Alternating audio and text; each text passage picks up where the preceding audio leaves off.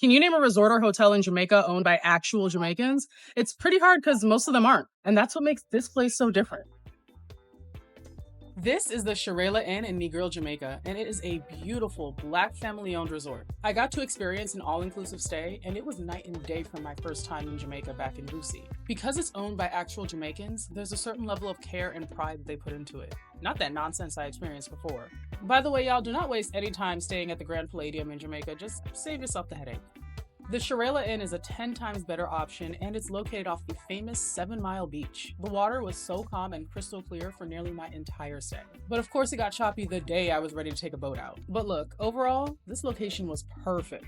But aside from the sand, the weather, the coconut trees, the water, there was something else that really stood out to me. It's the story behind the resort, and the inspiration for Mr. Daniel Grizzle, the resort's co-founder.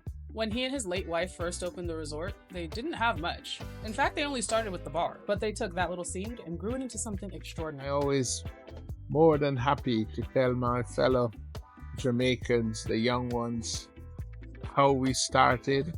We feel quite proud of our achievement. But what's most important to him isn't necessarily the success he's seen. The important thing, it's the relation that we have with our staff. I think they feel good about working for their fellow Jamaican. And other than his staff, there's another group that he just loves to see happy. And hearing him talk about it nearly made me cry.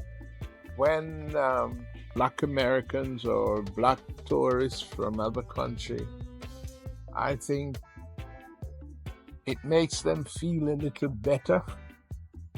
And because it makes them feel good, it also makes me feel good. It's like having a large house and you have lots of family and relatives come to visit you. Like I always says to my fellow Black American, we all came off the same boat. It's just we were deposited at different harbor. He's here for the people, y'all. And I think that mindset is what brings that special touch that I rarely feel when I travel that Charela Inn has. I've gone on a lot of good trips, don't get me wrong, but this one in particular felt like home. When I first landed, I was just thinking about content, but by the time I left, I was thinking about community. And it gave all that and more. The food was so good and made it really hard to stay on my low-carb diet. You can't have all that delicious fried dumpling and rice and put it in front of me and expect me not to eat it. I ain't mad though. The surrounding area was also very nice to look at, and you could find glass-bottom boat tours pretty much whenever you wanted. And the Charela Inn was one of the few resorts nearby with its own coconut trees. And Mr. Grizzle, who's also a skilled farmer, planted them himself. I try to find a gym wherever I go, and there was one just a few minutes away.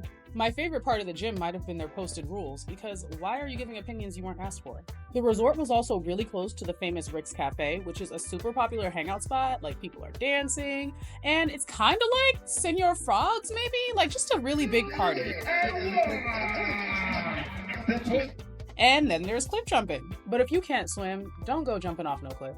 On the day when the water was too choppy for us to take that boat out, I got on a horse for the first time since I was a little girl and I did a little photo shoot, while this 19-year-old kept trying to convince me to make him my man.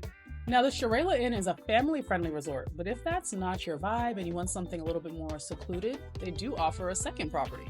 It's called Le Mirage, and this one is clothing optional. While the offerings are great, the Charela Inn is a part of something much greater. Jamaicans abroad and on the island are working to bring more Jamaican-owned resorts to the country. Mr. Grizzle invited me to a real estate investor event that was all about Jamaican and Black-owned investment. This is also where I found out he's a pretty big deal in Jamaica. Like, he's basically the mayor of Negril. The event was an all-white party hosted at a Jamaican-owned resort, and it was part of a larger conference on the topic. And there was just Black excellence all around. And the group goal was Black investment and inspiring the diaspora to take part. And of course, visit. And I think when most Black Americans come here, I think it gives them a feeling that, oh, I'm actually in a property that's owned by one of us. You can see them relax more. They kind of just, okay, I don't have to pretend. And that's great because nobody has time to be code switching on vacation. This is a great place to visit if you're tired of experiencing that anti-Black or anti-Black American sentiment that's all too common when you travel. You know, you can have like a connection without saying anything. That's how I see it. The Charela Inn has officially become one of the top destinations on my travel list. Make sure to like and subscribe for more travel stories and travel content.